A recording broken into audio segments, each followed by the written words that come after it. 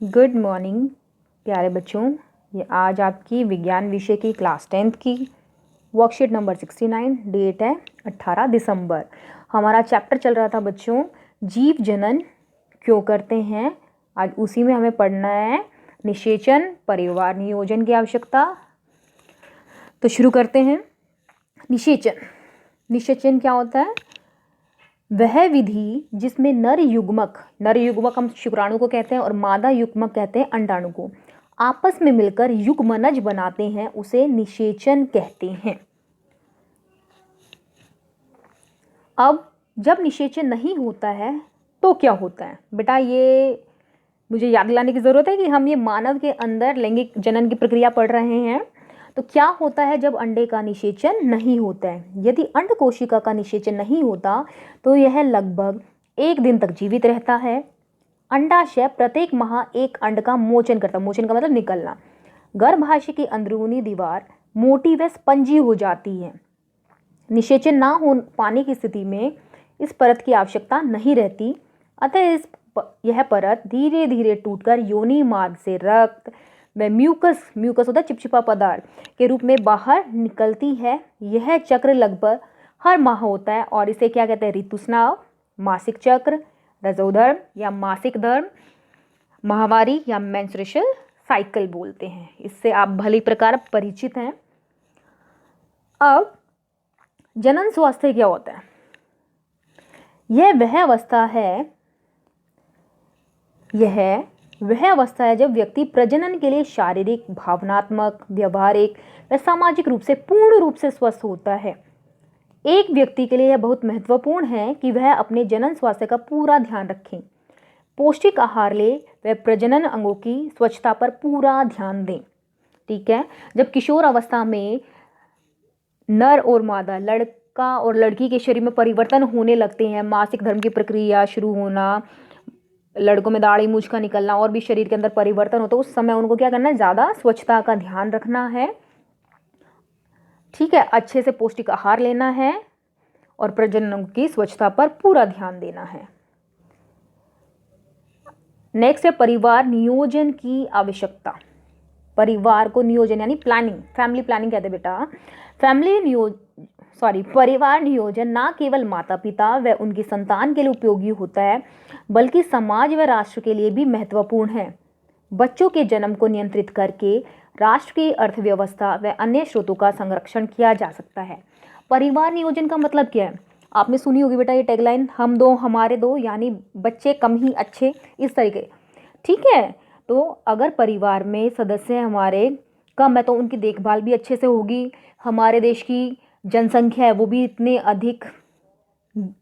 अधिक नहीं बढ़ेगी और परिवार के सभी सदस्यों को पोषण भी अच्छे से मिल पाएगा। अब नेक्स्ट है सुरक्षित यौन संबंध, HIV एड्स। HIV एड्स नाम खतरनाक लग रहा है सुन के? ऐसा कोई खतरनाक नहीं है। सुनो, एक बीमारी ही तो है। इसमें होता क्या बेटा? देखो, HIV वायरस के कारण होता है। इसको हम इंग्लिश में इसकी फुल फॉर्म है ह्यूमन इम्यूनो वायरस और ह्यूमन इम्यूनो डेफिशिएंसी सिंड्रोम होता है। ठीक है। AIDS, acquired immuno deficiency syndrome. Acquired immuno यानी इस बीमारी के चलते हुए जो इंसान है, HIV वायरस क्या करता है? उसके शरीर में इतना इन्फेक्शन, संक्रमण फैला देता है कि छोटी छोटी बीमारियां भी उस HIV पेशेंट के लिए खतरनाक साबित हो सकती हैं। ये बेसिकली हमारी रोगों से लड़ने वाली क्षमता पर हमला करता है। अब थोड़ा सा देखते हैं यौन रोग कौन से हैं। यौन रोग मतलब शारीरिक संबंध बना, जब नर और मादा के बीच में शारीरिक संबंध बनते हैं तो उसके कारण जो रोग हो सकते हैं उनको हम कहते हैं। ठीक है। बहुत से रोग ऐसे हैं जो यौन संपर्क के कारण फैलते हैं, जैसे कि कवक, इनके नाम याद रखने बेटा, जैसे कवक, विषाणु का संक्रमण, मत से होना, HIV एड्स। तो आपको क्वेश्चन पूछा जाता है यौन संबंध से होने वाली बीमारियों का नाम लिखिए। तो यहाँ पे कवक, विषाणु का संक्रमण, मस्से होना, HIV एड्स, गोनोरिया, साइफिलिस, ये नाम है बेटा। HIV एड्स क्या है? HIV एड्स बहुत ही घातक बीमारी है। HIV एड्स बहुत ही घातक बीमारी है, वह अत्यधिक संक्रामक है। फैलती कैसे फैलती है? ये असुरक्षित यौन संबंध से फैलती है। यानी अगर एक जीवन साथी के उससे अधिक विपरीत लिंग के व्यक्ति के साथ संबंध हो तो क्या होगा? ये बीमारी हो सकती है। और यदि किसी अवरोध जैसे कॉन्डोम का उपयोग किया जाएगा तो यह रोग एक साथी से दूसरे तक नहीं पहुंच पाता है। इसके अलावा जो HIV एड्स है, अगर देखो ये कहा जाता है कि जब हम रक्तदान करते हैं या रक्त चढ़ाया जाता है, कभी हमारे कोई एक्सीडेंट हो जाए, कुछ ऐसी बीमारी जिसमें हमारे शरीर में रक्त चढ़ाने की समस्या हो जाए, तो वो रक्त क्या हो, उसकी जांच होनी चाहिए। अगर वो रक्त किसी HIV संक्रमित व्यक्ति से लिया गया है तो अगर वो किसी स्वस्थ व्यक्ति में चढ़ाया जाएगा तो विषाणु वो स्वस्थ व्यक्ति के अंदर भी चले जाएंगे। ठीक है। फिर क्या होता है? अगर एक माता है, गर्भवती माता से उसके बच्चे में भी फैल सकता है। अगर एक माता अपने बच्चे को दूध पिलाती है और वो HIV संक्रमित है तो उसके बच्चे को भी होने के चांसेस हैं। अगर सुई इंजेक्शन लगवाते हैं ना, तो अगर वो सुई एक से ज़्यादा इंसान इस्तेमाल करते हैं और माना कि उसमें कोई भी एक व्यक्ति संक्रमित है तो स्वस्थ व्यक्ति में भी HIV विषाणु फैलने के चांसेस बढ़ जाते हैं। ठीक है। और उसके अलावा ये परिवार नियोजन के अगर उपयोग करेंगे तो भी यौन संबंध से होने वाली बीमारियों से बचा जा सकता है। तो आगे जानते हैं परिवार नियोजन के उपाय क्या हैं? पहला है यांत्रिक अवरोध।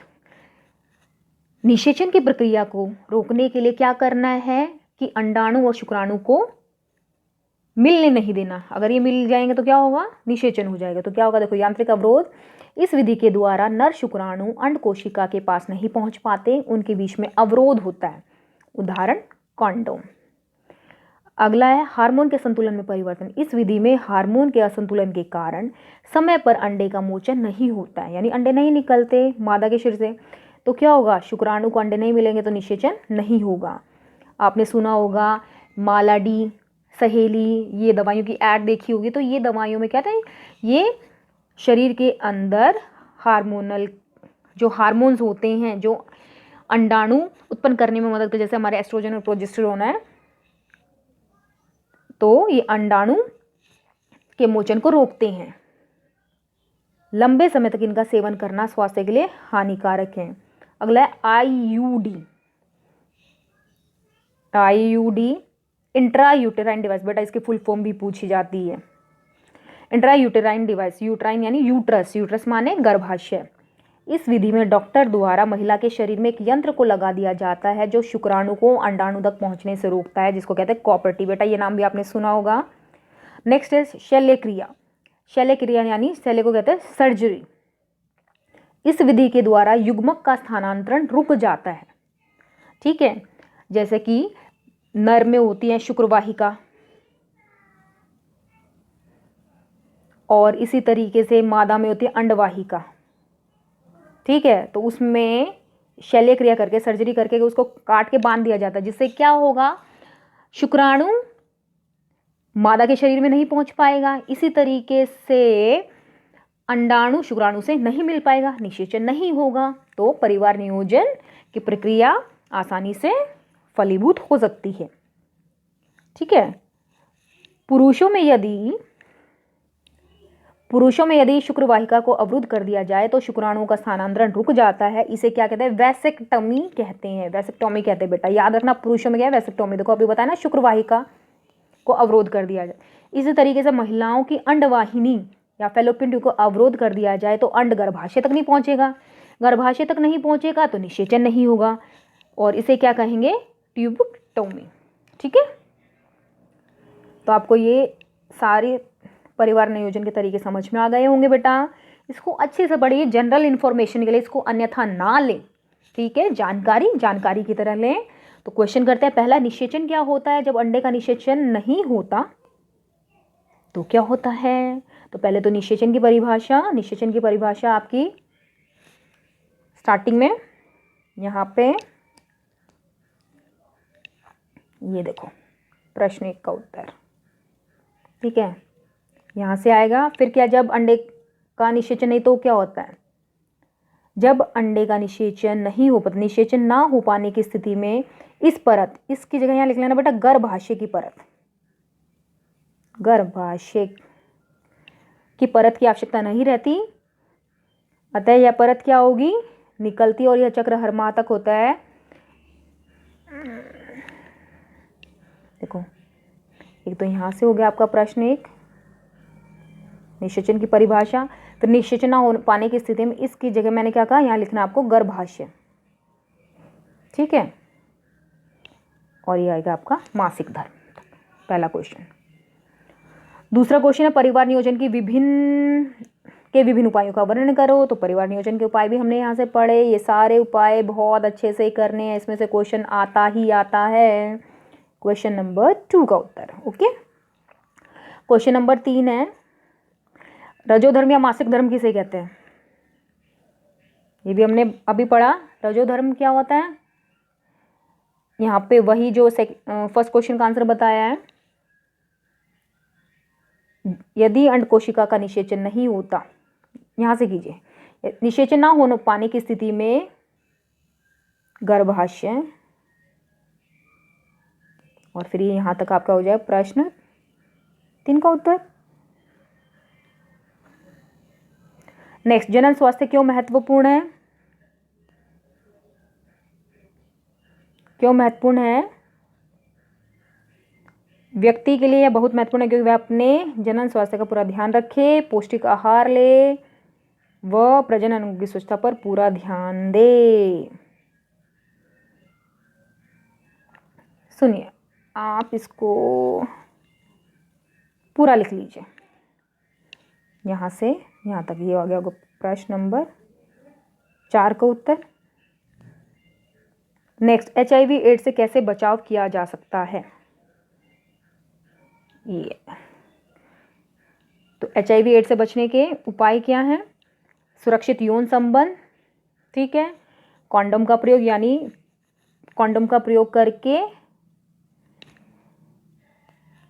एड्स से बचा जा सकता है, सुरक्षित रक्त आदान प्रदान, संक्रमित सुई के उपयोग से बचाव, यानी संक्रमित सुई का उपयोग नहीं करना चाहिए। जब भी आप जाते हो डॉक्टर के पास तो ये ध्यान दें कि एक ही सुई वो बार बार इस्तेमाल ना करें, एक ही सुई, आपने देखा होगा सुई इस्तेमाल करके, इंजेक्शन इस्तेमाल करके उसको तोड़ के फेंक देता है, इस बात का हमेशा ध्यान रखें, ठीक है। इसके और भी ये आप 3 पॉइंट लिख लीजिए, मैंने आपको 5 पॉइंट बताया था, आप ये 3 पॉइंट लिख लेते हैं, सफिशिएंट है। तो आज आपको आपकी वर्कशीट आपको समझ में आ गई होगी।